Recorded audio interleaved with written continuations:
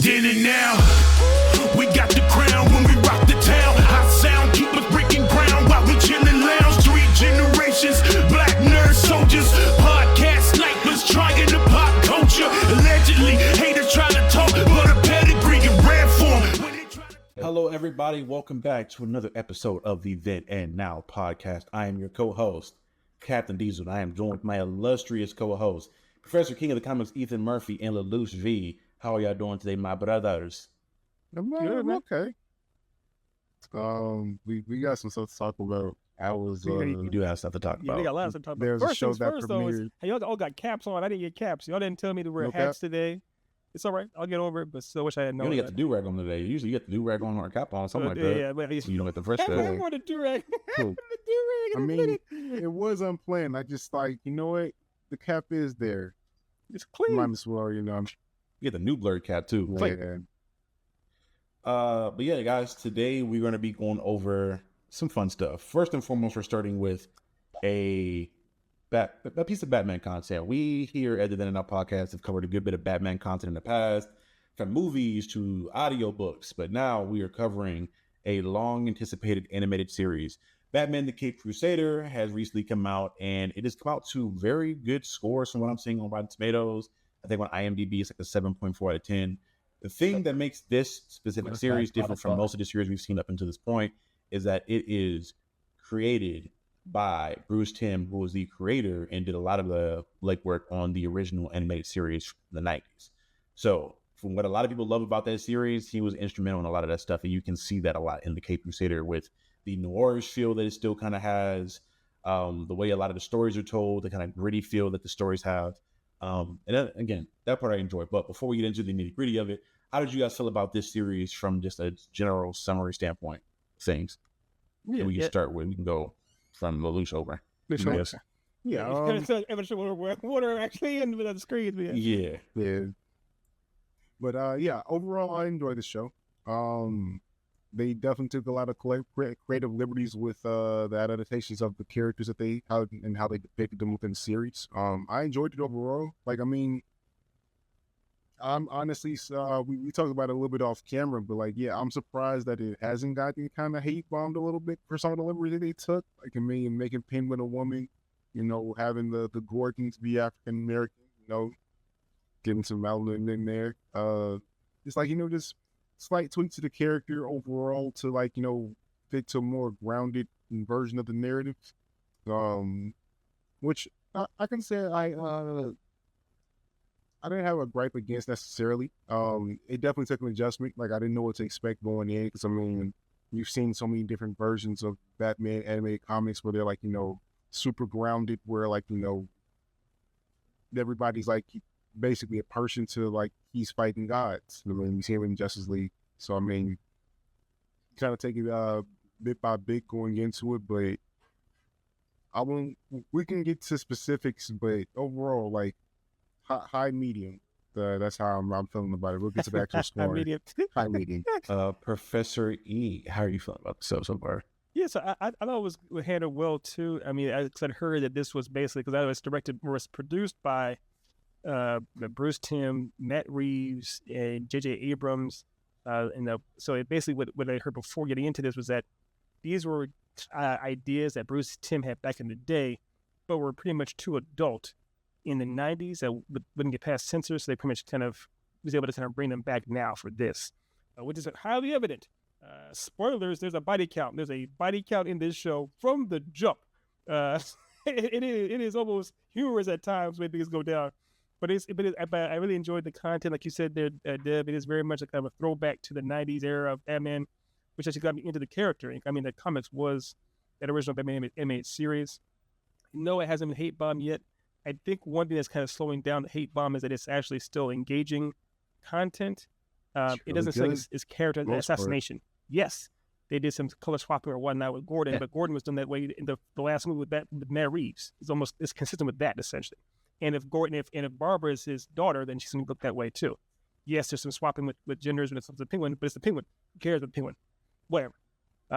So yeah, there's some differences. One thing that I thought was very interesting too, but I'm not sure how many spoilers we're doing for this show, but it's just kind of it was also pretty evident this is very early in Batman's career, but also it's a very young Batman where he's still not a full-blown Thorfinn as far as being kind of an angry jerk, but he still has lots of things he's working out to the point where he's calling basically his mother and father, Alfred, Pennyworth, which is kind of showing the distance he has with them still, where he's socking dudes in the jaw for saying anything about his mama. I mean, it was a engaging show to watch him very much learning the ropes about how to be kind of keep his shit together, so to speak. Yeah, that's something that we're going to get into, especially. We'll probably start with that, honestly, in regards to Bruce Wayne himself. Because you see a lot of the comic books that they focus on Bruce Wayne's psychoanalysis, essentially, where his relentless need to save people is something that is seen as like a mental disorder in the comics. And depending on the issue, it's very apparent in this series that he has some mental health stuff going on that he has to deal with.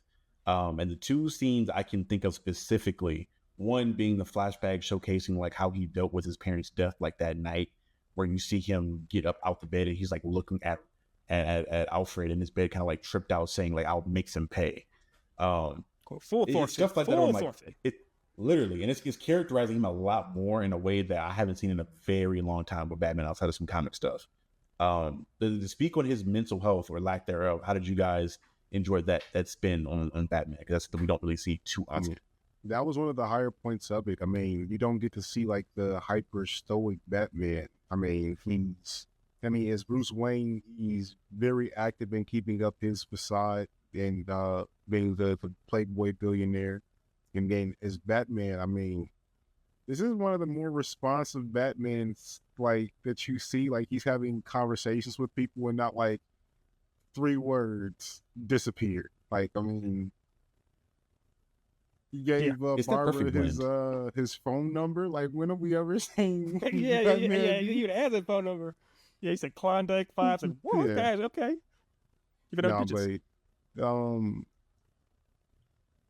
Batman's development throughout the series is very apparent. He becomes better at the job. He figures out, like, his allies and who he wants to make contact with in usual Batman fashion, but this is handled in a more personal way than you usually get to see, in my opinion, which I did enjoy. My gripes, well, no, I won't get to the gripes yet. We're talking about Batman overall. Bruce Wayne is dope. I love that they, didn't just like, he's stoned and moping, looking down at the city all the time. Like, he feels things, he reacts to things, and he grows. So I respected that about this Batman. Yeah, and what you said too, but the psychology. I mean, yeah, definitely you're right there, Otis. He does. He grows a lot. If you look to the point where it's interesting because real quick talking about his psychology, and essentially his arc as a character, where he goes from kind of an angry person who clearly hasn't dealt with all the issues he's had with his parents passing and dealing with the criminals and everything, to the very end with his friend Harvey Dent, how he pretty much sets him up in a restaurant, till at the end where he literally picks up a gun himself, getting ready to shoot somebody. I mean, it does show the cracks of the job on him, which I actually enjoyed seeing Batman dealing with that, especially for when he's young, he's in his 20s or so. And talking about the psychology, we get into some spoilers here. There's a scene where a dude at a museum, it's a museum or a charity event, what have you, he's talking about the pearls on Martha's neck. He's like, why are you going to wear it? Which in a way makes sense, but at the same time, it's like, come on, dude, come on now. But he's talking about how his mom chose to wear pearls in a place, nicknamed Crime Alley. Like, what'd you expect to happen? And Brucey, 6'7" Bruce, who's about the same size as Otis, taps him on the shoulder and knocks his teeth out, and of course has to go to anger management. And the thing is, while he was there, it became clear to his psychologist or therapist, Harleen Quinzel, that he clearly was putting up a facade, that the whole Bruce Wayne she pretty much calls it out, like, that's your mask. That is not who you actually are. I see it. I don't know who you really are, but I know that's not it. And to actually have someone who was just observing him call him out on that I thought it's pretty interesting. Which means that he's clearly not able to, he's wearing the mask a bit too hard.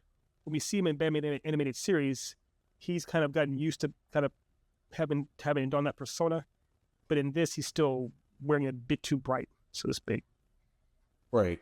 That's a great point. Another point I want to get to is when I noticed this in the show. This is episode 10, and I remember this moment specifically because he's speaking to Harvey in his jail cell, trying to kind of like rationalize with him to get him to take Barbara on as a lawyer, kind of help her out so she can get him a better case.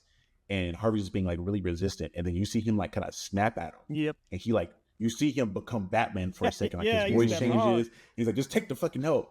He's like, oh shit, my bad. I didn't. Like it's like, oh okay, so the mask dropped off for a second.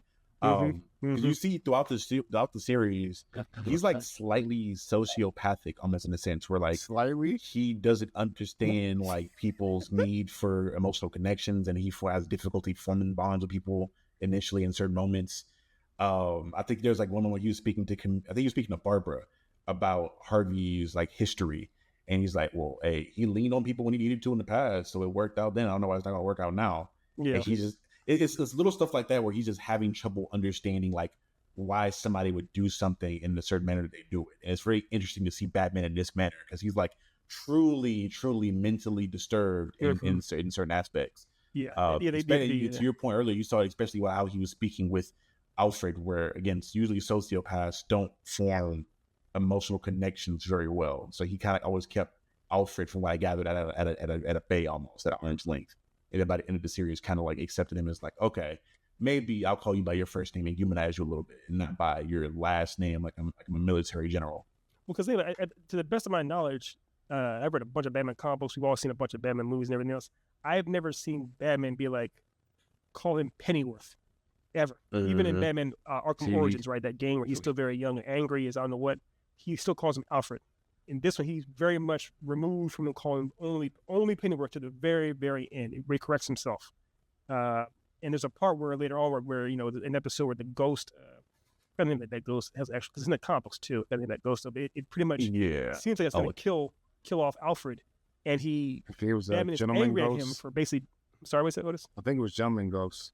Is it Gentleman Ghost? So it is? Yeah, I think it's Gentleman Ghost. Then it was like something Alistair or something on the name of the actual, like the dude's name. I think his name maybe is his real Christian name, Alistair, but I think his a handle is like Gentleman Ghost or something like that. But the ghost steps in the way to pretty much, you know, spare it, takes a bullet for Bruce. Bruce is clearly upset, and then he pretty much is like, you can't leave me here doing this job by myself, as opposed to you're my family. He's like, no, you can't leave me here by myself to work alone. The way he reacts to it is, like you said, it's different than what you'd expect from Bruce or from Batman, so to speak. And also the way Batman or Bruce is very, very disposable with his women.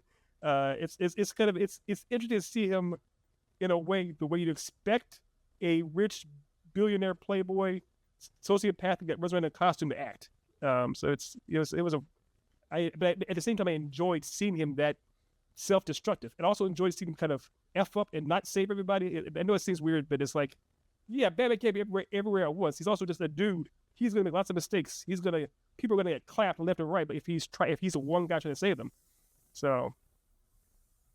You know the funny thing, they mentioned in the show that like he doesn't even have sex with these women he's going on a date with. He's going on dates with. Like they just say he'll go on one date with all these like eligible bachelorettes in the city, and just doesn't ever talk to him again. Disposable. Yeah. I'm like, damn, you ain't even smashing for real, bro. I know you were like going through it. He's going through it. But also that's the kind of a sociopath too. I mean, I'm not a psychologist or anything like that, but it's for like, I mean, if you are not able to or don't want to develop relationships with people, that is a sign of a sociopath. Of course, he doesn't have that intimacy with women. He's not interested in that at all. I mean, he's just not interested. He's maintaining appearances. He didn't give Catwoman a lick of attention. He didn't kiss her. She kissed him. It is true, but he did let it linger for a minute though. Fair, maybe more out of curiosity. And I think that's why he was so aggressive to get rid of her, because she was like breaking through the chinks in his armor, where he was like, "Yeah, you got to go. I got to focus." It's possible. It's definitely possible. At least that's what I interpreted that as. It was like, because he was like overly aggressive, trying to make sure she got locked up. He was like, "No, let's get these photos taken. Let's make sure we have all the proof so you can go away, and we can get rid of your shenanigans for a while." Like, put me in the paper. I don't care as long as she goes away. Yeah. Lelouch, could you speak a little bit to the Penny? We talked about Batman and the relationship between him and Alfred. but this Alfred was very different in how he went about guiding Bruce. At least from my perspective, he felt really like hands off for most of Bruce's life is what it felt like, where you kind of just let him do his stuff. Because we've seen other variations where Alfred was very much so a disciplinarian as much as he was a caretaker. Mm-hmm. And I think like maybe like the Nolan stuff is like the most recent one I can think of off the top of my head. But did you see this Alfred being extremely different from other versions you've seen? I mean, outside the obvious, like, I mean, he was a more heavy set guy than we're used to seeing for the character design for Alfred. He seemed a lot more timid towards Bruce. Like, it was the power dynamic really wasn't set in his favor, so he was always kind of like, you know, on odds and ends, like walking on eggshells towards Bruce. Then more so what you've seen is like, you know, them being pretty close, like, you know, like you said, at times leaving Alfred being a disciplinarian for him, or right. Yeah, he was much more downstairs servant than down Abbey sense. Like, I know I place you're very much looks like that. It's like, Alfred, we gotta go do this. Alfred got to do that. Alfred, deal with the fact that I'm a vigilante going out and beating up people in the middle of the night all the time. Deal with it. Mm-hmm. Yeah. Because I mean, in most iterations, in most versions, especially the one that we all of us grew up with. I mean, I'm old man. I grew up watching the original Bruce Timm one in the '90s. Alfred was very sassy, very sardonic. We always have a clap back at Bruce about things all the time. And this one, not even close to charging him.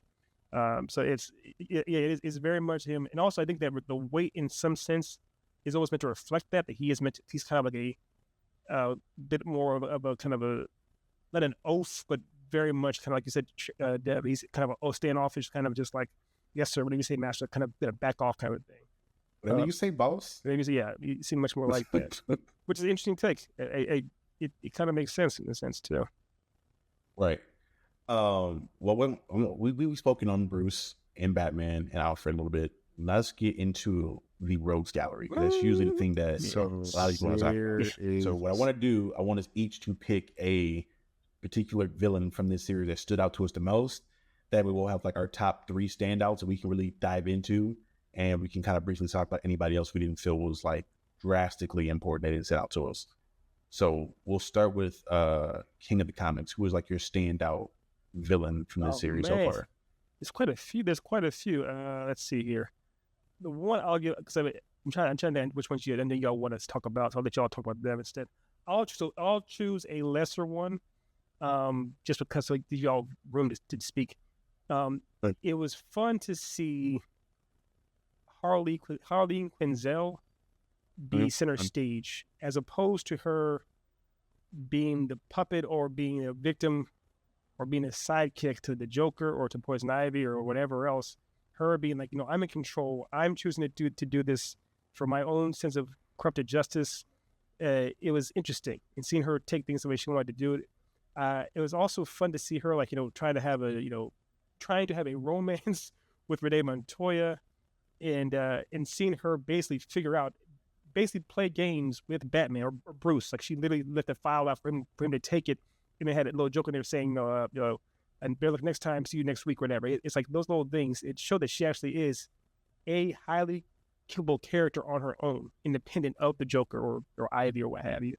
I enjoyed that. And in a lot of ways, too, she basically did beat Batman. Like, he was in the cage.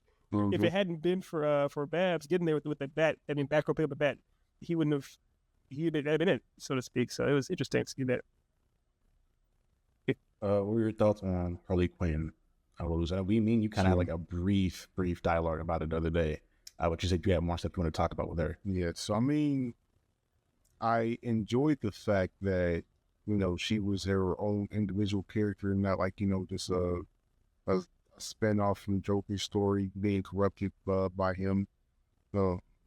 I did not like the transition of her from being, just the Batman shrink Barbara's friend to being villain. I do not think that they really gave us much of that. Like, it was, so like, she was appearing here in these spaces, she was having these conversations, and all of a sudden, like, in the almost episodic nature of how they approach the villains, Like she just thought this is her turn to be villain, and now this is her story. It wasn't like, you know, yeah. I don't feel like there was like actual like a arc for her. It was just like, she appeared and then now she's a bad guy. Whether opposed to like, seeing breadcrumbs leading up to that, or just, or at least more of a dialogue, like alluding to it in some way. I don't think it was handled bad because, I mean, when we got to her episode, like, you get to understand her motivations pretty well. She makes them pretty clear. But I would have preferred to see, like, at least some, like, illusion, like, some foreshadowing to her getting there, other than the fact that we know she's Harley Quinn and she's eventually going to become, well, she's Harley Quinn's Zella. She's eventually going to become Harley Quinn, Well, because I it understand. was a yeah, I know what you mean. Because they do show her in at least one other episode before, so they could, like you said, they could have done some breadcrumbs. I guess is what it's kind of shining a light on is how episodic this show felt. It didn't feel like we're so used to seeing it from Amazon shows like The Boys or shows on Netflix, what have you, where they are very much like one season is like one story in some capacity. This was very much more old school, where it was very much more episodic in nature. I agree and disagree in certain aspects. I think that they like alluded to her prowess as someone who is intellectually gifted as far as knowing how the mind works. Because initially, like when you first meet her, when she's speaking to Bruce, like she immediately like deduces like, "Hey, you're putting up a wall." Yeah. And she's like oddly specific, like damn near knowing that he's the Batman without knowing he's the Batman. As far as like, you're not being 100% real with me right now. You're not doing this, that, or the third. Even so much so to where she like knew that he was going to steal his patient file, and she wrote the little note in there for him to come back. And then the following episode, when they put together the task force to catch him, they bring her in as a specialist, and she's like immediately deducing like his tendencies and who he'll go after and things like that. Yeah. Now, to your point, I don't think they like give any kind of breadcrumbs to her having a nefarious nature at all. So I see your point there as far as like maybe showing her doing something crooked or whatever else, but I don't think she's actually, well, she's evil. Let's get this right, because she's committing murder. But I don't think that she thinks she's evil, or at least from the aspect of like, if you're looking at it from a outside perspective, at the end of the day, she was being Robin Hood, but with the evil twist, because she was getting these billionaires to dump billions of dollars into different orphanages and programs, things like that. But then she was getting them to murder themselves at the same time as well. So that was where the evil stuff really came in. But I can understand that. I think they built up to like they gave enough for you to make it plausible that she could be that. So like you believed it. But to your point, I don't think they gave enough breadcrumbs to kind of show like, okay, she could be a little evil. Because up until that point, it made it seem like she was really bubbly and like really happy and really joyous. Where I didn't think she was going to be Harley Quinn until the Joker made an appearance in the show. But I will say, when she made her appearance, I loved the like cold demeanor that she had as Harley Quinn. I think most people expect the bubbly, like super laughy personality. She was almost like a fusion of her and Hugo Strange, in a sense, is what I got. That's the vibe I got from her. She was like a fusion of those two characters. From the way she was mentally breaking these men, but then also being like so cold, like, yeah, you're a horrible human being. I tried to give you a chance, but you didn't want to change. So now you're here. Right. That's pretty much it. Yeah, it was the best way to put it. She was kind of the Hugo Strange of this series. She was Jigsaw. So what? Pretty much. He said she was Jigsaw.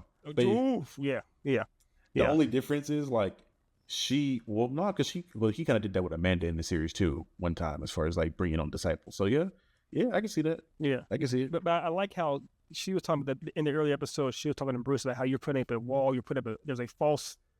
You have a mask you're putting on for the public, and of course your real personality is this way. It seemed like she was doing the same thing when she was her Harley Quinzel, or she was Harley Quinn, whatever. She was very cold and serious. Kind of, it was a completely different. It's completely different demeanor than she was. She's all bubbly on a date with Montoya. So I like that kind of to show the dichotomy of her nature. I like that she was a very different personality than she usually is. She's bouncing around doing flips with the Joker. But I really feel like they could have saved that for a second season. instead of making her like kind of like a almost a throwaway character that you kind of push it aside by the end of the season when they start focusing on the main plot again. I feel you. Yeah. I see what you're saying, but I'm glad they didn't. I'm glad they let her get her own shine, so to speak. Yeah. No, but I mean, if she would step around like as an aide to the police, like really being around Barbara more, showing their friendship, seeing a little bit of that, how that relationship developed between, her and Montoya. Like, if we got a season of that and then she goes bad, I feel like that moment would have hit that much more. True.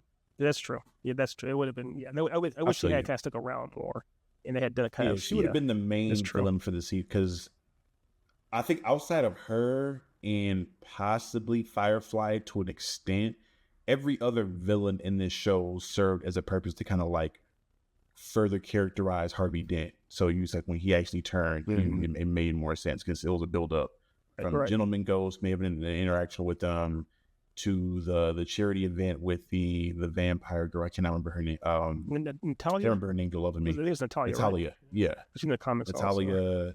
Firefly to a brief extent in regards to showing some more of the corruption of Bullock, and that's what I really want to talk about really quickly. Yeah, you can go. Go ahead. Trask and Bullock. Before we move into Otis's pick, Flask and Bullock. Before we move into Otis's favorite pick, those two were dirty as far as like the old school dirty corrupt cops. Like at any opportunity, they were like, dirty. They don't have to prove. So we just got to kill them. You don't have to prove. Yeah. But they got away with it for most of the show. We're just doing dirty shit. Just dirty. Man, that's the one thing I do love about that time period. Whenever they're making a show, like a noir show in that time period, seeing how like diabolical the dirty cops are. It's just they're just like perfectly. It's that good blend of people for those dirty cops in that time period. They're at least more calculated back then. I feel like dirty cops in shows now in modern day, it's like, we'll just kill you and ask questions later. Back then, it was like, we may plant some drugs on you. We may like orchestrate something to get you out. But now it's like, why would I waste that time? I could just kill you now. What's funny about it too was how everyone knew they were, and it wasn't like everyone knew they were dirty too. That's the crazy shit. There was no clandestine, nothing. Like your boss knows you're dirty, but he just can't do anything about it. Yeah, exactly. It's weird. But it's like they said before, it's kind of a combination of Batman Year One, because Flask was from Year One. That's the dude that Gordon beat the shit out of because he was trying to set him up. And then Bullock, of course, from animated series. So it is, because from what I remember, Bullock wasn't corrupt in animated series. He was just that kind of oafy. Normally, Bullock is like a good cop. He just has a very he's very abrasive. He is abrasive. He has a bad temper, but he's not corrupt. That's the thing. He's incorrupt. He's like Guy Gardner. Like nobody really likes him, but he's good at heart though. This one from the get. The dirty one. Check the mustache. I am dirty as hell. Yeah. Otis, your villain pick for the series. My villain pick was of course Dent. I mean, getting to see his journey, like this was more so his series than anyone else's in my opinion. It really was. Like getting to see like his side appearances and comments throughout the series, like showing where his morality was, what he was willing to do, and then you see like an upward arc for him where he's like, trying to, be better finally. And then that's when you hit him with like, of course, what you always know is going to happen to Harvey Dent. He goes Two-Face, and so seeing that transition over the course of this the show, I did really enjoy. I also feel that, again, one of my biggest issues with the show is that I feel like they sped through a lot of how the engagements could have happened. I feel like some of them could have been ongoing things that could have progressed throughout the course of several episodes or like multiple seasons as recurring things, but they kind of really resolve things pretty quickly. And with the are we spoiling the ending here or? Yeah, someone like when this video drops, it's gonna be like spoiler. Okay, like I'm letting people know before they click on the video. These are full spoilers. Yeah, okay. So I'm gonna like killing off Two-Face in this after he has this a roller coaster of a character arc with highs, lows, turns, and twists. I don't know if you kill off that character that quick. I feel like he's, as Two-Face is his name applied. Like, I feel like this is the most true to that name that he's ever been as a character, and I would prefer seeing more of him without, him getting killed off. I get that, but yeah, remember, there may not be a season 2, and I think they were well aware. There's a reason why it's on Amazon Prime and as opposed to HBO Max, because they tried to exit like the Batgirl movie, and basically when that went through. Yeah, when it went Before through, James Gunn got on, they were like, "Yeah, we getting rid of everything." they were everything, and they were able to find a home on Amazon Prime, and so I'm guessing they're probably like, look, we don't even know if we're gonna get a season 2. We got to pretty much tell these stories, and even though it has somewhat of a, I guess you could say, cliffhanger, or not cliffhanger, like a teaser for season 2 with the way it had with the Joker, essentially. But nothing's promised tomorrow. It seems very evident now over there at your boys WB, which Otis East loves to pieces, that nothing is promised tomorrow. So they had to do what they had to do. But I agree. I think that's most of the issues with the series, though, is like the fact that it's only 10 episodes. Because when you look at like the Batman the animated series, I think the first season was like 60 episodes in the first season. Ooh. Well, I think it's like 20, technically 24, but they kind of like, depending how where you look at it, yeah. Well, at least if I'm looking at it on IMDb, it has like 60 for the first season, and then the second one I can look at for in the second to see how much it is. But second season only has like 10 episodes. Yeah, apparently. That's what I think the way they broke it. They broke it up kind of weird. It's like 20. Yeah, it's a bit. It's like 24, 24, But they get a lot though. Like you see a lot of characters like reoccur and like come back, and concepts come back around. I think if this season would have been like a guaranteed like 20, I think they would have we probably would have got like build up to Harvey Dent and got like a second character in the second half or something of the sort. Yeah. But to speak on Harvey Dent though, I have no complaints about this performance of Harvey Dent except for one thing. I did not like his Two-Face voice. I felt like his Two-Face voice was too similar to his actual Harvey Dent voice, and it wasn't menacing enough. Because when I think back to like granted, this is probably a little bit of bias for me, like watching the animated series. Of course. When I think about the performance of Two-Face from then, like those two voices and those two identities felt very distinct and separate from one another. Yeah. Like the way he would deliver the Two-Face voice is a lot more like gravelly, and he'd be a lot more smoother with his other voice. Complete low register. Yeah, this one felt more just like a. Literally, I don't even, if it was different, that'd be, honestly, I think that's the best way to go about it, is to have two different voice actors for it, just to show a distinct variation, unless the guy is that talented to do something very different. Yeah. But yeah, this one just felt like very too similar to it. And sometimes I had that with Batman as well. Other times I didn't. It was random. Like one episode he'd be like really good as far as like his Batman voice being different, and then other episodes I'm like, okay, how do you not know it's not that nigga? Because he's not talking any different. Well, sometimes too it slipped. Like they were like I mentioned in the hospital, he was talking to Harvey Dent. When he kind of snapped back at him, yeah, don't go conscious now, Dad. He was like, yeah, he actually was using his Batman voice. There was a time I think too when he's talking to Harley where he kind of did a snap back where he kind of said, so it's kind of like he was having problems holding on to the mask where he would slip sometimes, almost on purpose. Yeah. With Dent though, I love how much of a threat they made him. He turned into like a ninja assassin out of nowhere when he became Two-Face somehow. You realize he did the exact same tactics Batman used at the beginning of the season too, as far as turning the lights off to go in there. And I think they were trying to deliberately show the parallels between Harvey and Batman. And that to the point where at the end, Harvey then gives his life away to save somebody, and Batman picks up a gun. It's almost like showing how their paths are very, very similar. It was essentially the Chimera art showing Gone and Mirror. Like, yes. Also, shout outs to the Chimera and art. Shout outs. Yeah. They had similar upbringings as well. They were both like childhood brats with money. I don't know what Dent's like parent situation it was in this show, but they made it very apparent that they were very similar in how they operated and whatnot.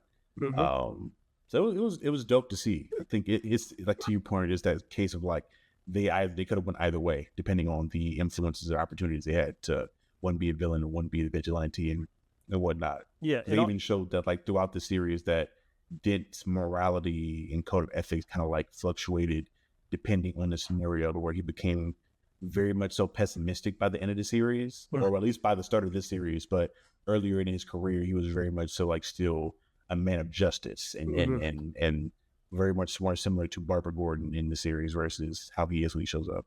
Yeah, because he had to like take money from Thorne. Of course, Sounds Trooper Thorne, who always is around, is he even though he had to take money from him or had to kind of be in bed with that guy, he clearly didn't like it to the point where it cost him. He got asked on his face because he was trying to turn it down at the end. His moral fiber was a bit tattered, but he still tried to be a good man in a world that was corrupt essentially. So yeah, and I appreciated that, and I appreciate the fact that I knew you mentioned the idea that his voice didn't really change, but his personality very much did. Like he would have outbursts, like he would be a very different person, and he actually he was hearing voices essentially, like the other. He even called to it the other guy, kind of the same way that Hulk and Banner. It's like he referred to his other self, the Two-Face self, as another person, so to speak. So I actually like that. It's sorry, he takes over sometimes, or he does something sometimes, or whatever it may be. Yeah, I like that. What's yours? Yeah. What's yours? Do you have any other thoughts on Two-Face or? Yeah, because Two-Face is his pick. That was his pick. Yeah, he's good. Yeah. I mean, what was your role though? What's your pick? Yeah, for me, I want to go with Firefly. Oh, Firefly? Firebug. Yes. Yeah, Firebug. Yeah, they call him Firebug. Oh, God. I hated that so much. Hey, they call him that person. No, actually. He's like, no, you're Firefly. I enjoyed seeing, because that episode is when I saw, we're doing some new stuff here with playing with psychosis and how these characters see the world. I thought it was absolutely genius to show, like, that one scene I remember is he gets his gear back for the first time, and you see him step out into the street, and he's seeing kids play and a neighborhood go about doing their thing, and he puts his goggles on, and you just see where from his perspective, he's seeing everybody being on fire, things burning, and for him, that's the state of how things naturally should be. It kind of reminds me of Victor's Eyes a little bit from, like, the Arkham games or in general, where his philosophy is like, there's zombies. They need, like, the women are zombies. They need me to save them, like killing them, to put them at rest or put them in a state to where they should be at. I loved how well they built that up and built him up and how he thinks in so little time in this one episode. Through like little things like him seeing the fire and how he reacts to comments and things of that nature. It was dope. I really enjoyed, again, for his short-lived stint in the show, but I thought he was really impactful in the moments he was there, and then also serve as some more development stuff between the relationship between Gordon and Batman and whatnot. But yeah, because I actually like that Firefly too. was dope. Because I've heard that before. The arsonist, Firebug. I have heard before that arsonists, real life arsonists, will say that they see their fire as a cleansing thing that's actually cleaning the world. It's actually helping the world. The world should be on fire, so to speak. So it makes sense. His fire vision is the same way. And it's interesting, too, how it does the whole, again, getting back to our boys, Flask and Bullock, dirty-ass Flask and Bullock, they clearly, they brought the uniform for him. They released him on purpose as bait for Batman, essentially. And then once he served his purpose, they had no problems executing him and having him drop out of the fifth story of a building. I mean, it was... Yeah, man. They didn't spare. Like, it was like, when they actually had him drop and die, I was like, oh, this is what we're doing. Okay, all right. Yeah. Like, when I tell you, like, the villains were cutthroat, like, their body count was, like, notable. Batman could not save everybody. No. Like, Harvey Dent, like, I mean, he put down, like, at least a dozen cats. I mean, and also one of the dirtiest ones was Harvey Dent, like, had a guy in a chair. It was a guy that I think threw the acid in his face, right? And Harvey Dent, like, found out where he was, put him in a chair, was dumping, like, alcohol and booze all over him, and maybe some lighter fluid, whatever it was. And just lit him. Alcohol, and it was. I was like, Batman will probably get there. He went to his girlfriend's place. He'll be there in time. Nope.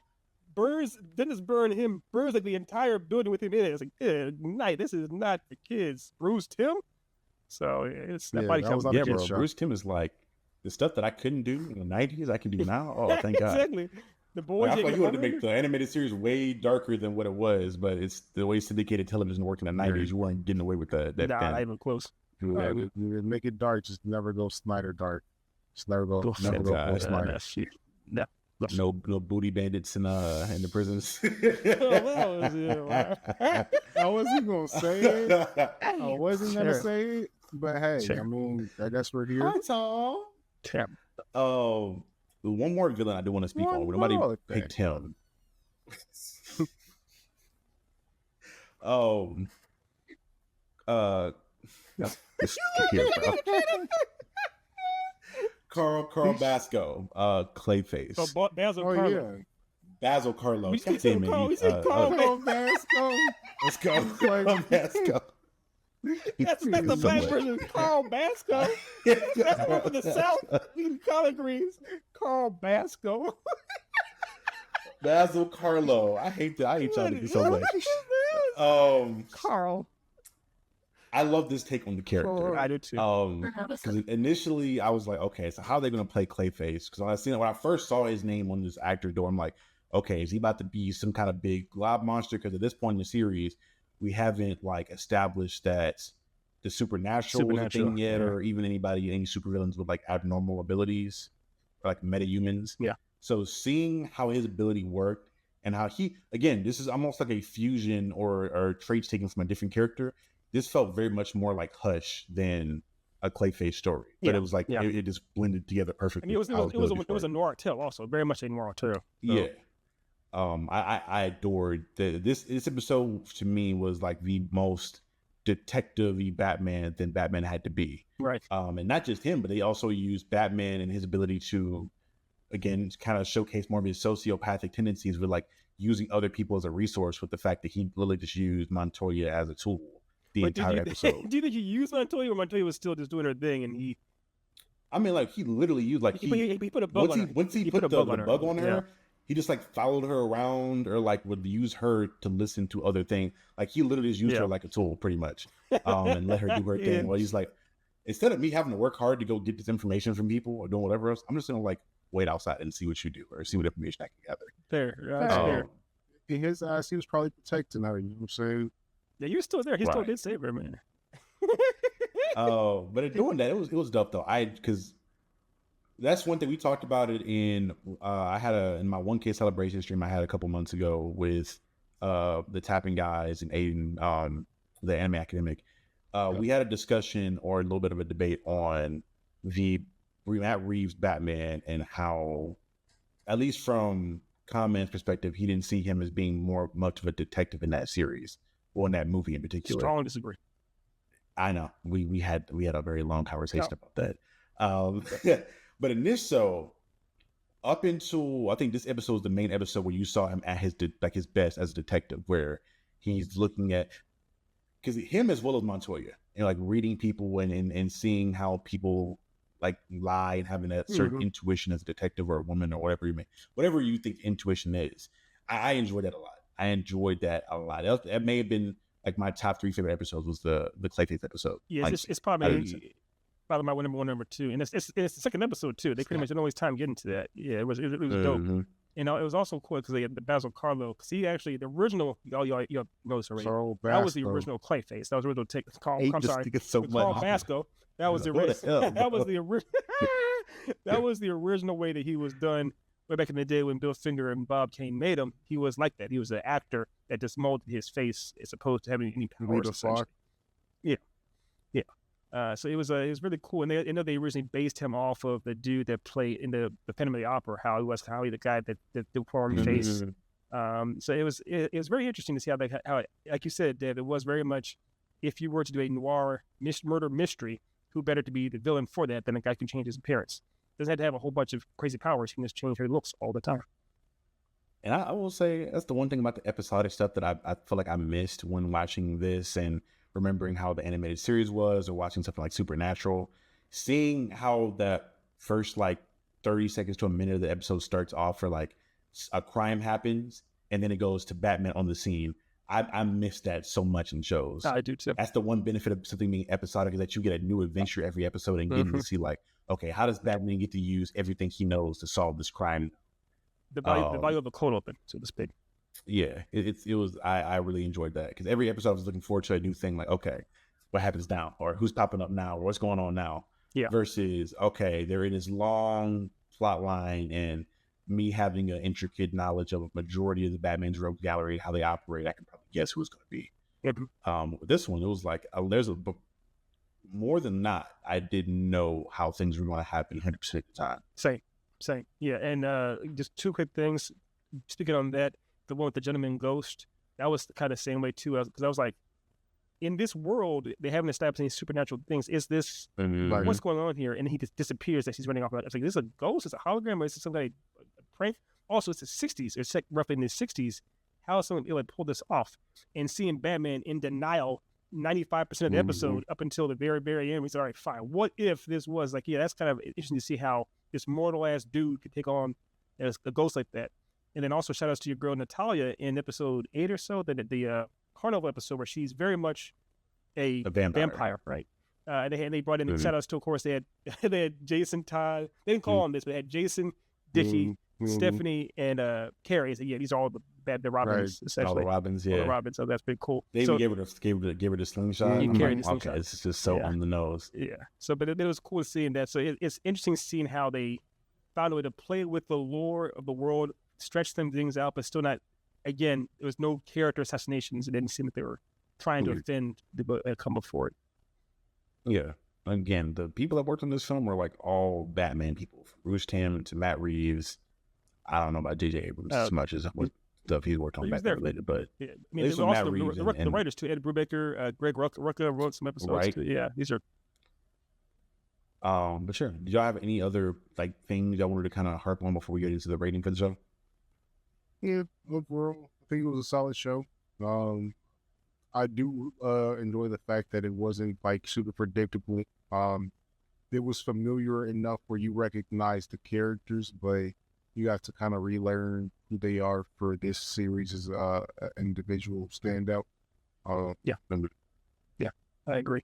I respect that about it. Resident. Yeah, I'm 100%. What I just said, it was familiar enough that you didn't feel out of place, but it was different enough that you were kind of caught off guard. I know Otis typically is one of the guys that kind of figures things out a mile ahead, sees things way ahead. Charlie, you're a little better at that than I am. I'm the worst at it. I'd be in the dark for the most part, and I was happily in the dark for all this as far as what's going to happen next.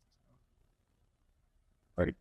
Well, guys, let's get into the actual scoring for this. Out of 10 then and now points, how many of you guys want to give this first season of Batman: The Caped Crusader? We got to make a scale now. Now we've established the Carl Basco. We got to make the Basco scale. So how many Bascos? Basco scale is crazy. How many Bascos out of 10 are we giving it? Yeah. I'm gonna give this 7.5 Bascos out of 10. Like I said, the stories that they gave us in each episode were pretty interesting. I would have preferred to see like a little bit more of a connector piece, like just some breadcrumb alluding to what we're going to get throughout the season. I look for that in series, and I look for arcs and connections between things and progression as like the show goes on. I mean, we got that bit, with like the main cast and Batman, the Gordons, and Harvey. But I would love to see that more with the villains. Like maybe we see like Firebug. Like maybe like the first episode, where as soon as it opens up, Batman's catching Firebug and putting him in jail. Like like just small things like that. I feel like just add to the immersion of the story and the episodic nature of it. It didn't like make it a bad show, but it did make it harder to like feel like I was a part of the journey for it, if that makes sense. Yeah, and I guess that's the idea. It was very much this actually may have been Batman year one, because no one even knows he's out there. The cops don't know. Criminals are still surprised by him. So he wasn't established to be real until like the end of the first episode. I'll tell you. Yeah, where they start believing actually. The penguins like, oh, you are real. And his car is still basically a blacked out car. It's not even too super up. It's a nice car, apparently. It's clean. It's very clean. But yeah, so I would give it a solid 8 out of 10 Bascos. Because for me, I think what it was too is I'd forgotten how clean back in the day how Tim and McDuffie and Dean and all them's writing was. I know this was done by Brubaker and Rucka there once, but it was the heart of the Batman animated series wasn't the animation or the fights. It was the writing, the characters, the voice acting. Yeah, Kevin Conroy, Mark Hamill doing their thing in their prime. Like I said, Two-Face having his voices. It was just watching this show was like it reminded me why I love storytelling in all the best ways. So I was there for it. The only reason I'm giving it an 8 out of 10 is because some of the things I do with Otis, as far as it was still a bit, it was so early in his career, it was a little weird with the immersion in some capacity, but I have no real complaints. I really enjoyed it. Look forward to seeing, hopefully it will get a second season. I was actually kind of glad they didn't have the Joker all up over the show, because he can steal for this season. Yeah, he'll be in the second season. I get that, but I always go back to him at some point. I always go back. When I seen him, I was like, "Oh my god, already?" They always go back to him. Can we not wait? No, they can't. But I like that they made sure he was pretty much just the very, very, very end. Like, okay, here he is. That's fine. So yeah, I'm giving it maybe 8.5. Well, hopeful seconds. Yeah. Even then with him, he seemed like he's gonna be a very drastic, different version than what we've seen before. Just a lot more serious. And he's like, putting anesthesia in people. Looks like. No, those were clapped. Those were dead. They laughed they themselves were to death. No. Yeah. Not anesthesia, but like, what's the laughing gas? It's the laughing gas, the Joker toxin. Yeah. What's it actually called? It's not laughing gas. The oxin. I'm gonna look it up there because it's bothering me. Yeah. While I'm doing this, Dave, you go ahead and say yours. Yeah, it's monoxide, right? Monoxide. Okay. Monoxide is no, not monoxide. Look, my bad. Go ahead. I will give this a smooth, probably like 8.5 Bascos, or maybe like 8. I can probably listen on the 8. A lot of this, again, like I said before, it was just refreshing. I feel like lately I've been watching so many long, drawn out plot lines, from anime I'm watching to TV shows I'm watching to animated shows I'm watching to even to an extent with movies I'm watching. Having that nostalgic, episodic feeling with a show that was very much so nostalgic to like the animated series of my childhood. It was nice to see that, and I really felt great to get into another Bruce Timm led world, because at this point I think I'm giving up hope on the Justice League Unlimited series getting another season, especially now that Kevin Conroy's passed away, R.I.P. I don't know if I want another one, honestly, now that he's gone, because y'all waited so long. So getting to see something to an extent with this show, getting into a very similar, felt really nice. Like I genuinely have fun watching each one of these episodes and getting into it. Same. It was cool. I tried watching those movies. By the way, it's called nitrous oxide. Nitrous oxide. Nitrous. Oh, yeah, the laughing gas. Yeah, laughing gas. Yeah. But I tried watching. Or happy gas, whatever you want to call it. Yeah, happy gas. But I tried watching some of those like Crisis on Infinite Earth animated movies, and that was so convoluted. So it was nice having this. It may have seemed simple, but it was so well executed. Having the old school Timmiverse. I enjoyed it. I really enjoyed it. Having episodic nature. I'd rather have an episodic nature where things are still contained in, 25 minutes or so, as opposed to 3 movies that get convoluted, make no sense. And after they did Apocalypse War, and then after that newest season, the Young Justice ended, we haven't got anything like super impactful, at least to me, like DC animated was. It is, but it's very different. That's a comedy though. That's like an Archer style. If we're talking like from actual, I don't want to say serious, because then it comes across a certain way, but like, I mean, like a better term, a serious show. Yeah, because My Adventures with Superman is good. I do enjoy that, but it's still very different. It's very different though. I do enjoy that. I give you that. I give you My Adventures with Superman. I think that's the one. It's okay. It's solid. Yeah. No. This thing here. But yeah, y'all. Moving to, we get a review for that. You had a topic you wanted to cover, King of the Comics, in regards to that being death. We saw a lot of the body count for the Caped Crusader was relatively a lot higher than we as fans expected it to be. I didn't see it. That being said, you wanted to get into death in stories and how their importance are. Or let me know exactly what you wanted to kind of go down the road. No, you're right. It's the importance of it. I mean, like the reason, obviously, we just saw the season finale for House of the Dragon, and that's a series that had many deaths in there too. Batman. That's all the time. Other topic, but the Batman: The Caped Crusader. Talking about The Boys. Another one too is season 2 of JJK or Jujutsu Kaisen. Sorry, Demon Slayer series. When they do death, why it is that deaths matter. And I'd be remiss if I didn't mention X-Men 97. When a death is impactful and a death is handled properly, why it stands out so much in storytelling. And that's kind of what I asked you guys. A, what do you think it takes for a death to be impactful? And B, why do you think death matters in storytelling? I'll let Lelouch go first. Yeah, so I mean, I think that to handle it well, of course, it has to be a character that is impactful. Meaning, like, they're either beloved or hated. Like they have to have an impression on the audience for it to really matter. Well, also, the typical way it's done is like, when a character is about to die, they get like a super highlighted episode, then like, finding out more of their motivations and, resolving, you know, relationship things that they have accumulated within an episode.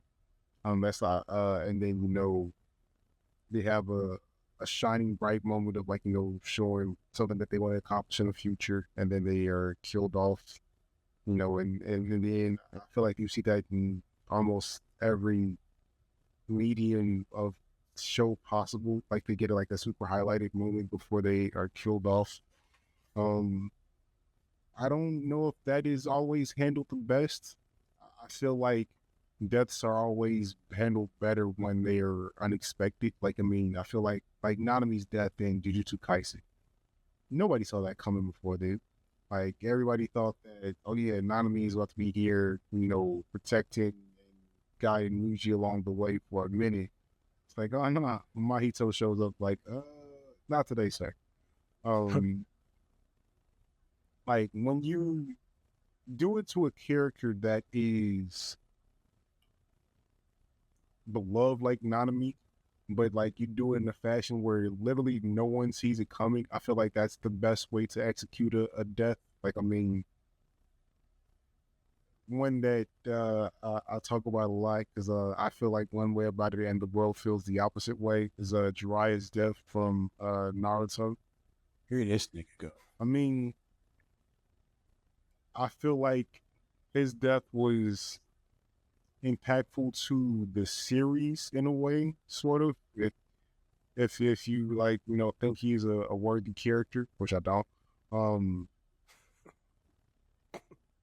it really showcased like, Naruto's transition and really surpassing some of the legends of old and becoming his own character, being able to master a technique that Jiraiya couldn't do because Jiraiya's trash. But like it was like a passing of the torch, and it was impactful to progressing the story. Doing deaths like that, I feel like they're also pretty well executed for the most part. Like I don't want a death just to be in there for a moment that really wasn't built up to, like Neji's death later on in Naruto Shippuden, because that just really came out of nowhere to save a kid.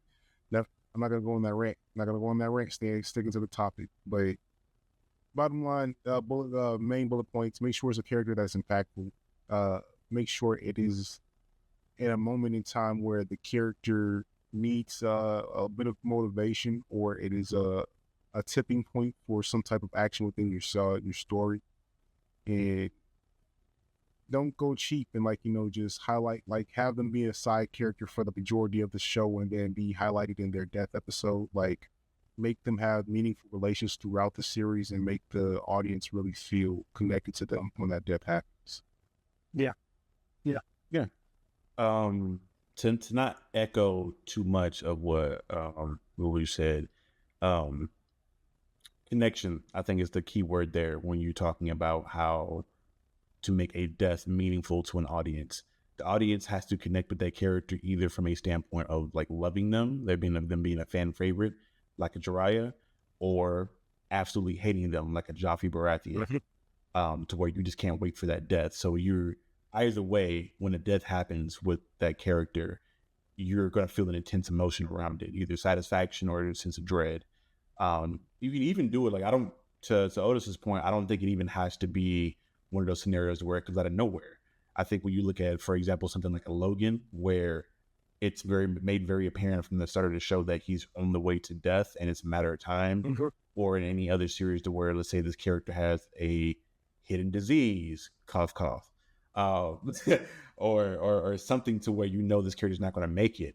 it makes the time you have with them even more bittersweet, and you relish that time that they're around even more as an audience member. Yeah. If you can just put them in scenarios to where you endear them to the audience, I think no matter how you decide to go about their death, the audience is going to feel a strong way about it, which can be positive or negative. But your key thing is making your characters important to the audience, no matter how you're telling that story. Yeah, I couldn't agree more. Actually agree with a lot of what both of y'all said. Endearing the audience to them, to the character is key. And I do think that the way you time it, the timing is important too, whether it be that you set it up properly or that it's a surprise. More recently, it seems like this last season of television, especially with animated series, death was prevalent. Like everything I said before, X-Men 97, JJK season 2. I mean, there were people getting clapped. Batman and Crusader, people were getting clapped over and over again. And I think it's spoilers for X-Men 87, when fan favorite Gambit went down, no one really saw that coming. Not really, as far as that happening the way it did. It was like, huh? What? And it was only halfway through the season. And then people are like, oh, don't worry, he'll get time travel back with Cable the next episode. Nope, he was gone the entire rest of the season, to the point where in the final episode of the season, Rogue echoed the last thing he said, as far as, his name was Gambit, remember it. I watched, I don't know how many dozens of reaction videos to that episode and seeing people like lose their minds, crying their eyes out over episode number 5. It was heartbreaking. And I feel like it was very similar with Nanami in JJK season number 2, seeing people lose their minds when he went down. When you do a death well, like you said before, Charlie, when you have a character endeared, and like you said, Otis, when it's half surprising, but still adds up properly, it can be very, very impactful to the story, because oftentimes death itself is going to cause change one way or the other. We saw it happen for it almost dismantled the X-Men. It forced Yuji to become a different person in JJK. So it's just, I love when a death is handled properly, how much it not only affects the audience watching it, but how it affects the characters in the story too. Right. Moving from that point, just staying on the same topic, but I know Lelouch, you wanted to speak on this a little bit more in lieu of the Robert Downey Jr. news as him portraying Dr. Doom. I know you had some points in regards to your thoughts on how important deaths actually are in the multiverse stuff. Yeah, so I mean, if those elements that we just spoke on are what makes a death impact in content where another reality can just start up and that character is just there and fine and dandy doing new things, does that dilute the impact of those deaths? 100%. Not necessarily. Go ahead. I'll let you go first. Go ahead. No, it's you're the dev. You're the dev. This thing, I'm the dev. I think because my key example I would use is something like the Flashpoint paradox, right? Where it's made very apparent from Flash's perspective that Thomas Wayne Batman is not the Batman that he knew. Although it is the character of Batman, these are two distinct, different people. I think when you have a case of a multiverse, like a character dies and you move into a different dimension where you see another version of that character, you have to then separate these characters as being two different people. You can share similar traits because that's how you can play around with some of the writing there in regards to what this character knows about them. And sometimes those are just done very well in regard to something like say like a Static was another example where like they played around through time travel is usually the way it happens a lot, where a future version of a character isn't the same version of the character that you knew from the past because they're either jaded or maybe they have a different perspective on the world, so they communicate with those characters differently. But yeah, I think that's the key thing. Like if you're going to bring in a different version of somebody, they need to be a different version. They can't just be a carbon copy clone of the person that just died. Because then at that point, I do think it serves as a way to not be impactful as a death anymore. But if it's a brand new person essentially, but they just have the mask or their DLC of that person, I think you should still be fine from that. From seeing different examples. Another key example, if you're looking at X-Men Days of Future Past, right? Mm-hmm. Where Wolverine goes into the future from seeing the Charles Xavier he knows in the past, who is Sir Patrick Stewart. He's all bubbly and friendly. and then he immediately goes into the past and sees the James McAvoy version, where he's a literal asshole and like a drunkard at that point, and how he has like where he knows certain things about Charles, but he doesn't know this version of Charles, so he can't interact the same way. He has to learn this brand new person who is the same person but not at the same time. Does that make any sense? Kind of. So he doesn't. Now the thing is, we gotta make sure we're getting into Carl Bastos and James McAvoy. I do think his Christian name is James McAvoy. I don't want to. Apparently, no. So I had this whole debate with Kaori where she is insisting like in how you pronounce it McAvoy. It's not pronounced McAvoy. It may be, but I think I've seen it. I had to look it up in an interview where he corrects somebody and says it's McAvoy. It may be, but I've heard it pronounced McAvoy from so many other sources. It may be McAvoy. It may be. So we'll say our official stance, the Then and Now podcast stance on James's name, was call him James Mick for the time being. Hold on, if you see when you spell it, it's McAvoy. It's not. There's no A in between the A and the C. No, it's a big M, little C, big A, Mick. B-O-Y. Yeah. Yeah. So when I've heard it, that's McAvoy. I can see McAvoy. McAvoy. Like reading it makes more sense than when you're reading it. Like, okay, it's McAvoy or McAvoy. But go ahead. But that's I'll be out there forever. You're good, the status men are gonna come beat your ass when you go to Ireland. Our producer's gonna cut so much of this out. It's not even funny. But one thing you mentioned before is Robert Downey Jr. with him coming back from being Iron Man to being the Dr. Doom in the new Dr. Doom movies and everything else in the MCU. I do think it kind of lessens the impact of the character and the actor. If don't worry, he's back already because it's the same actor. You mentioned Thomas Wayne and Bruce Wayne; those are two different characters, at least. Also, when the Flash saw Thomas Wayne, he had no idea who that was. He had a relationship with him, and it wasn't like Bruce Wayne died. Bruce Wayne never existed in that world. With this, RDJ, very much the character he portrayed died.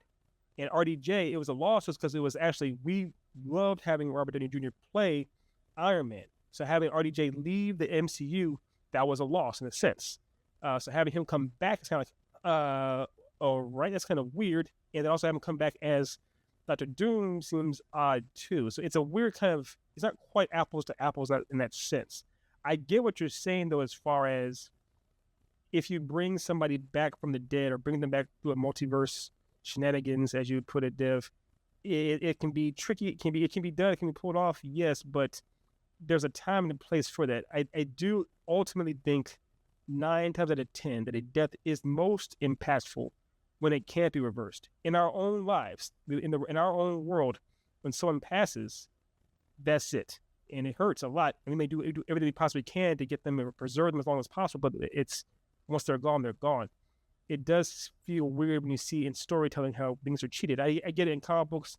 They have the NERD, no one ever really dies, but it's when the anime does pretty well is that they make sure characters die. Now, there's a big old fat spoiler for another series that was out this season. I won't even say because I'm pretty sure Dev hasn't finished the season off yet. So I won't say what it is. Otis knows what it is. It starts with the letter M. Oh, do it. M. You look it up for me. Okay. But you know what I'm talking about, Otis, right? You know what I'm talking about? Mm-hmm. Okay. So that death, huge surprise. I did not see that coming. And it's very impactful. I would say watch this week's episode. Yes, yeah. Make sure you watch your week, your shows this week, Dev. You'll know what we're talking about. You got to watch the most recent episode. Did they won't come out this week? Because I know they took a break last week. Okay, I'll make sure I watch it then. But I know what you're talking about. Okay. Yeah. So you know what it is already? I've watched it already. I think I'm ahead of you actually. Okay, because I know the dub's behind the. Isn't the dub? I've been watching this show for a minute now. You watched it. Okay, so you were caught up. Never mind. Okay. Yeah. But so that show.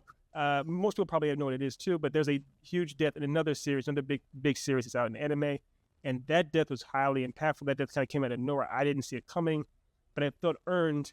And if it was to be, I haven't seen any episode after that, any more manga. If it turns out that character is actually perfectly fine and up and dancing and hop skipping around, I'm gonna be pissed because it's like, what was the point of everything you just did before? What was the point of all that? What was the point? So. Anyways, I have my old man rant enough, but that's how I feel. I think that death can be an incredible device if used well. don't diminish it by making it just some cheap parlor I think trick. a better example in that particular universe would be the stuff with before he got dipped out with Kang and the man. I can't remember what was the fucking shit up for. It was like Jonathan Majors. He Who Remains was the name of the thing. Oh, where yeah. you were introduced to multiple versions of this person, and then all of them are very distinct people. I agree. If they bring RDJ back, and this Doom has the exact same personality, the exact same characteristics and tendencies, and even the way he just like conversates with everybody the same way, I will have that sense of irritation. But if he comes in and it's very apparent, like, no, like I'm not who you think I'm Doom, then I'm okay. From that standpoint, I'm like, because it obviously there was some behind the scenes stuff that made them go back to this route because it felt safe. Because you had the death of Chadwick Boseman, you had the stuff with Jonathan Majors go awry, and then you had the stuff with all the COVID and that delaying stuff. So they had a lot of stuff outside of the like in the real world they had to deal with to kind of get things on track and do reshoots and all kinds of other stuff. This for sure felt like a safe move in regards to bringing back somebody that the fans loved before he passed away, and that they know will turn out a good performance. They even went back and brought the Russo brothers back to come direct both of these movies. So like they're trying to make sure they have like as guaranteed of a profit as possible with this. But again, if they can write this from a standpoint of this Doom is very different and they make that apparent, like if when they have Spider-Man interact with him and obviously Spider-Man's going to like Tom Holland's going to try to like, oh my God, Mr. Stark, you're alive. And he's like, who the fuck? Get the fuck off me, peasant. Like he has to have that like that Doom personality. And it's something that I especially after watching Oppenheimer, like I know RDJ can do. He just has to do it. He just can't write him the same way. That'd be my biggest thing about it. They write him as a different person altogether. He just has a face. And then to me, having that can serve as a way to, it gives you another tool when you're writing as well.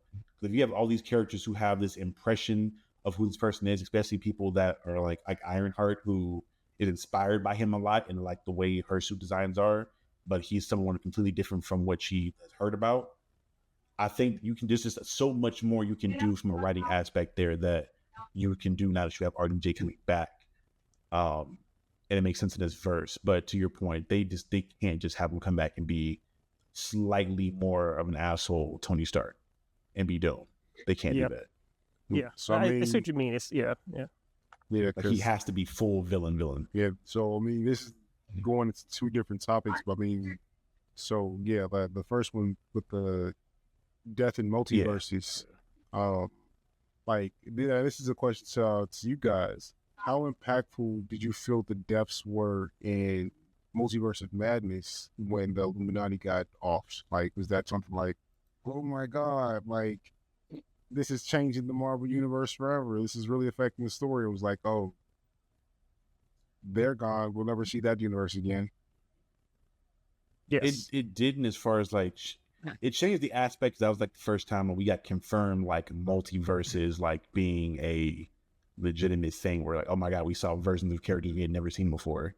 But in regards to the deaths, no, it doesn't. Just for the fact of, and I think it had more to so the dudes to the point we talked about earlier in regards to deaths where we didn't know these characters. We didn't care about them. Like we were introduced to them and they were killed off within like not even 5 minutes of us seeing them. Yeah. If we had like got to spend time in that universe for like another like 30 to 45 minutes and bonded with these characters and then they died that way, I think it would have been more impactful. But it had more to do with the fact that we didn't really know them and less to do with the fact that there was a multiverse. Yeah. For me personally, at least. I agree. It's kind of similar to, I know you all have all seen Dragon Ball Z. Spoiler alert for Dragon Ball Z. But the first time Vegeta gets clocked on Namek, no one really cared. It wasn't like, oh no, people were, I guess people were like, yeah, we kind of were getting used to them, but whatever. But people did care a lot in the boost like when he blew himself up. People were like, oh no, Vegeta. It's because it was the same character, sure, but we were much more endeared to him by the time he did it on Namek. It's something similar. If we had some time to get to know these characters in the multiverse, actually cared about them, knew who they were, it'd be very different. But because we didn't, it's like, whatever. Keep in mind, this is in a world too where like we know death doesn't matter in Dragon Ball.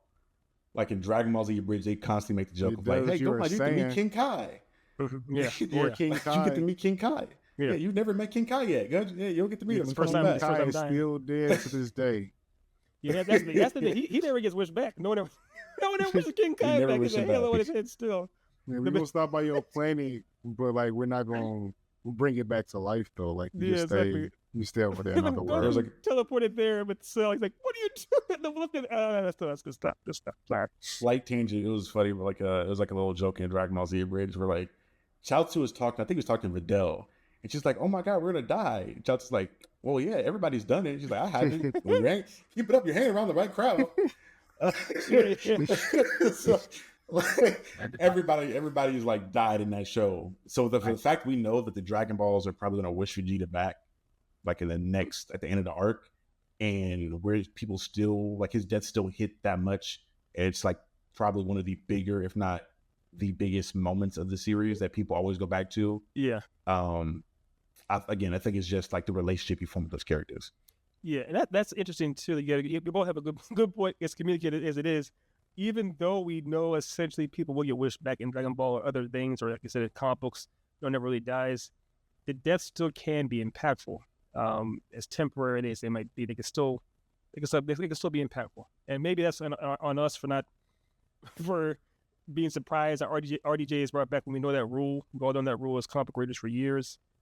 That's fair, but I don't know. It's maybe yeah. We'll see how that plays out. I think the shock has hurt a lot of fans, and I think a lot of people's like fan casting of Cillian Murphy, like literally for like the last 6 years, that's what they since wanted. Doom has been like alluded. They wanted Cillian Murphy. Cillian Murphy. I didn't he know has been that. like AI made in Doom costumes for like the last 6 years, and I missed that. Okay, You'd have made sense. and it's been but do you him. think that got him cast as Oppenheimer, who is basically he calls himself Death? Oh, No, just because that's Nolan, and him and Nolan are like best buddies. true, they are. I think if Christopher Nolan was a director for Secret Wars, he'd probably be Doom. Like I don't think he does anything superhero related unless Christopher Nolan is there for it. You mean Cillian Murphy's there for it? Oh, Yeah, and I you mean, say like mean Cillian Murphy doesn't do anything super Murphy, related until I got you. Gotcha. yeah, like unless Nolan is directing it or writing it, I don't think he signs on for anything superhero related. Right, I got you. That's what you're saying. But yeah, do you have any other like comments, sentiments, thoughts, concerns on this topic before we close out? Not too much. I do have one thing to share real quick. We'll piece this together. You got the share spin on the screen? Yeah, let me see if we can do this the right way here. Yeah, the bottom has share down there. You can share your screen.